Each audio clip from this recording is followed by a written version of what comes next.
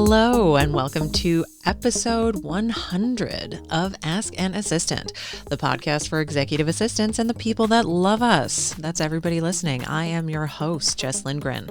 Let's get to work. This week, there is no question. This episode is a 2025 year-end and first 100 episodes of the podcast review, and I'd like to share some thoughts about the future of the show. So without further ado, let's talk about 2025. I don't know about you all out there listening, but 2025 was a challenging year. It started with fires ripping through Southern California. While my husband and I live presently in upstate New York, we lived for 3.5 years in Southern California, and we have many friends who were personally affected, whether that was by being displaced temporarily because they were in danger of their home catching on fire, or fully losing their homes and businesses. And at the time of recording in January 2026, many are still displaced and at varying stages of rebuilding everything that they've lost. So, I mean, everything feels very immediate, very stressful, very hopeless in the moment. And a year later, things are still stressful. Things are still, it's going to take years, decades, so much time to recover from all that and everything they've lost. Following that, personally, I spent 6 weeks in the spring absolutely flattened with concurrent pneumonia and bronchitis.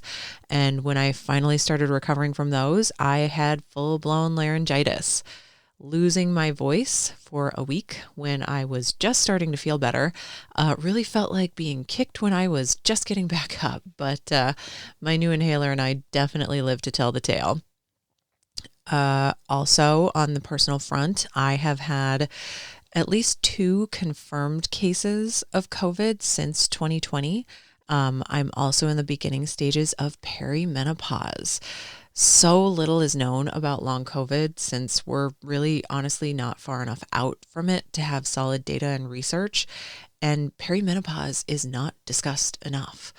I don't know about you all, but I certainly wasn't expecting to basically go through a second puberty in my 40s.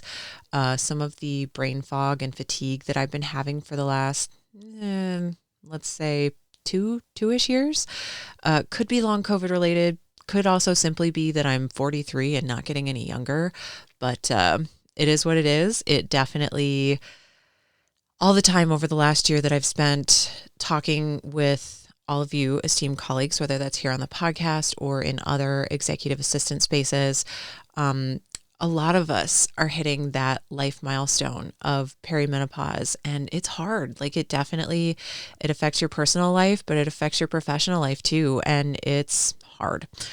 The second half of the year, things really massively improved on the personal front. I have taken to baking sourdough bagels and sourdough chocolate cakes.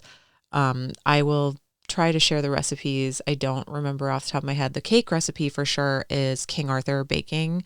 And then the bagel recipe is Emily something, who's a wonderful cookbook I have. And the bagels just turn out 5-star amazing. We've kind of ruined getting bagels anywhere else. But they're 2 of my favorite things to bake. They're easy, they're fun, they're really great to share with friends and family.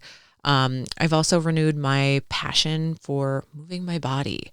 When we lived in Southern California, my husband and I were doing 7 yoga classes a week, sometimes 8, if we were lucky enough to have like a yin or a deep stretch after a particularly challenging vinyasa class. And it really was a passion. Like when we had a local, convenient yoga studio full of passionate, compassionate, caring, skilled yoga teachers, like it just really, really was a special time for us. And moving to upstate New York, we can't be outside as much as we'd like. Not most of the year, a portion of the year, we can't be outside as much as we'd like. Yoga is not walkable anymore for us, which does make it challenging when the yoga studio that you want to go to is like a 20-30 minute drive from home. It really changes the calculus of staying with that. So I've really leaned back into movement. I spend at least an hour each day I aim for 30 to 60 minutes on the elliptical, regardless of what the weather is doing outside, regardless of how fast or slow I go. It's been really helpful in recovery from my pneumonia and subsequent asthma diagnosis.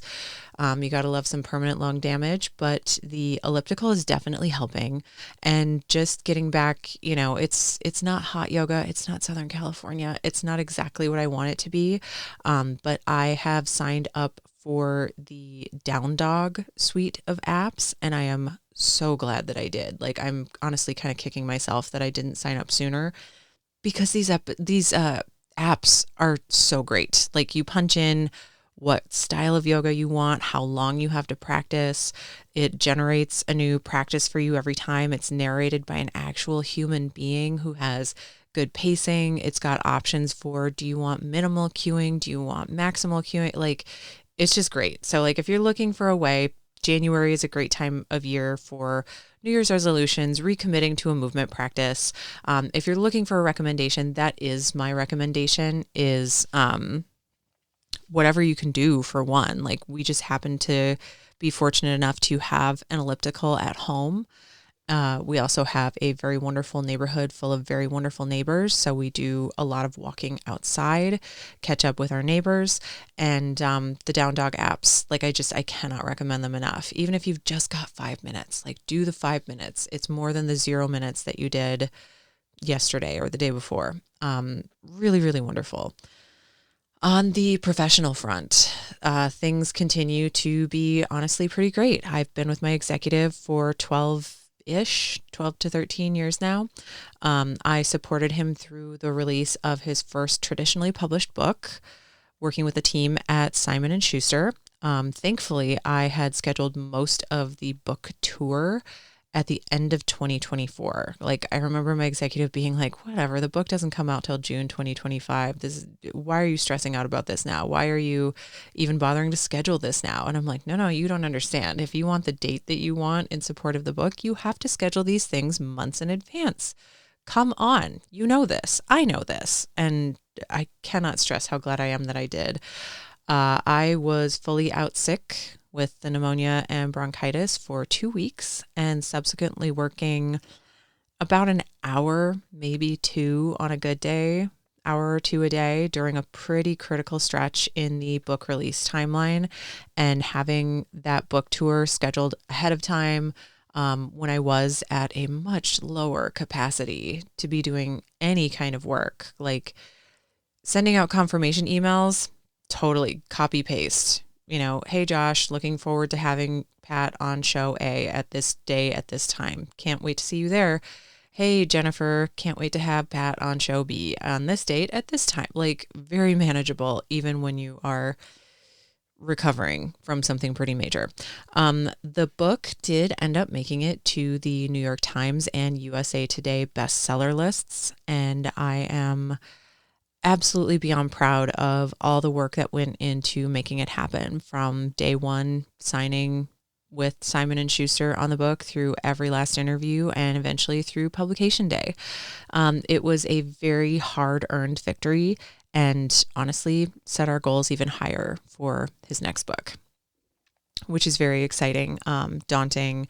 And once you know what you're capable of, like, it's very easy to say, okay, we can do this, or maybe even just 5% better. We can do it. I know we can.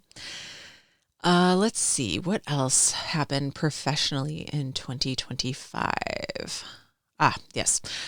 We had 2 card party events, one in Tampa, hi Curtis and team, and one in Seattle. Hey to Avery and fam. Like, those were kind of the people who really made the event special for me. I mean, obviously every single person who has come to every single card party so far, very, very special. But honestly, Curtis and the Visit Tampa Bay team, and Avery and his family in Seattle, very, very special things that I don't even know if I can put into words at this point. But yeah, my executive and I always, we keep doing these massive projects. Like, over the years, we've gone from thing to thing to thing. And each time when we complete a project or an event or some big moonshot idea that we had, like, we kind of revel in the afterglow of the event saying, man, this is the best work we've ever done. only to somehow go on and top it. Everything that we're doing in the Pokemon space is absolutely the best, most impactful, most fun work that we've ever done. And while we are 4 card parties, 5 years, and millions of subscribers across YouTube, TikTok, Instagram, Snapchat, all that, like, we're just getting started, which sounds cliche, but it's so true. I've also been working very closely with Jeremy Burrows in the Leader Assistant Premium membership community. I host the weekly Monday Club every week on Mondays at 1 p.m. Eastern, and will be speaking at the Leader Assistant Admin Day 2026 event with Jeremy and his business partner, Al Hussein. So you can stay tuned for details on that. But if you are interested in joining me live once a week, that's the only place I do live content at the moment, is in the Leader Assistant community. That is, you can go to jesslindgren.com/club. I think that's it. jesslindgren.com/club. We'll get you more information on the Leader Assistant community. And let me just, jesslindgren.com/club. I haven't said it in a while, so I just want to make sure that's true. That is true. jesslindgren.com/club. We'll get you all of the information that you need on the Leader Assistant weekly events and the admin day. And I mean, all of that aside, like, so many excellent things are in store, both personally and professionally, for 2026. And I can't wait to share more with all of you soon.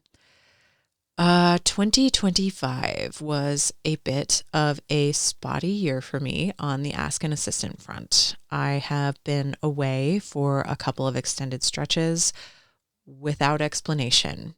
And for that, I am so sorry. I work on a business podcast at my day job. I host my own business podcast, this one that you're listening to right now, and really can only do so much business in my downtime. Like, I absolutely cannot compromise on time for baking bagels and doing yoga. If I'm being totally honest, like, I've been feeling pretty burnt out. However, all of that aside, I have hired some back of house help. I have a recording retreat on the books, and I promise to be more consistent in 2026 and beyond. So thank you so much for sticking with me. Esteemed colleagues, if you have made it this far, I really hope that you have found the first 100 episodes to be helpful, and I hope that you're looking forward to the next 100. I've had a lot of fun recording them. Like, when I hit a stride, it is so fun. It's my own mini version of the impactful work I do at my day job. Like, this is fun. This is impactful. This is important work. And I really love hearing from all of you when something that was said in an episode helped you move through something either in your career or your personal life. Like, we all just have so much administrative work tied to both our personal and professional lives. Like, obviously we are administrative professionals, so it is inherent in our job titles and descriptions and functions.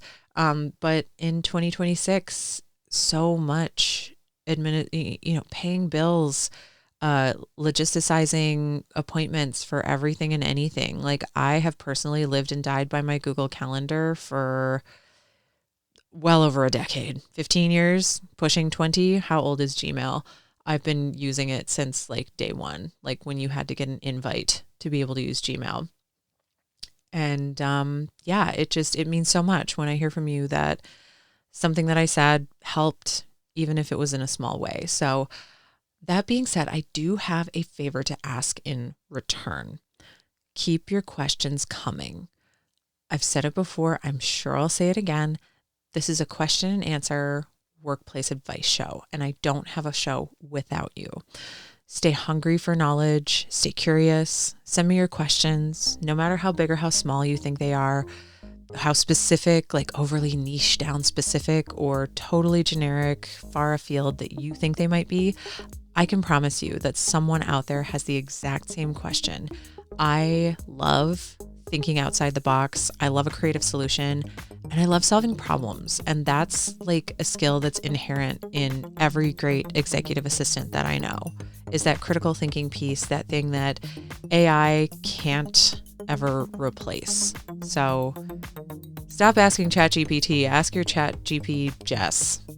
I'm here for you. Share the show with a friend, leave a review on Apple Podcasts. All the love really does help the show. And if you're feeling fancy, I am on Substack and Patreon. Links are in the show notes. I'm also available for consulting work from time to time. And I do have a deep network of fellow executive assistants. I promise. If I'm not the right person for the job, I know someone who is. And that's all for this week. I hope you're all happy, healthy, hydrated, or as many of the three as you can be. As always, leave your comments, questions, thoughts, and concerns for me at askanassistant.com. And until the next episode, take care.